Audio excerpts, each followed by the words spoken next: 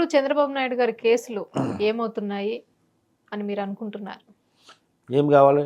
చంద్రబాబు నాయుడు గారు గత 5 సంవత్సరాలు ప్రజల సంక్షేమం ఆలోచించి ఆ యొక్క ఏమీ లేనటువంటి లోటు బడ్జెట్లో ఉన్నటువంటి రాష్ట్రాన్ని, ఒక రాజధాని కూడా లేనటువంటి రాష్ట్రాన్ని ఒక భవ్యమైన రాజధాని రూపకల్పన చేసి దాని గురించి భూమిని సేకరించి అనేకమైనటువంటి ప్లాన్లు దానికి ఒక రూపకల్పన చేసుకొచ్చారు. అది ఆచరణ సాధ్యమయ్యే లోపే ఈ నత్తిపకొడి అధికారంలోకి వచ్చాడు, ప్రజల్ని మోసం చేసి.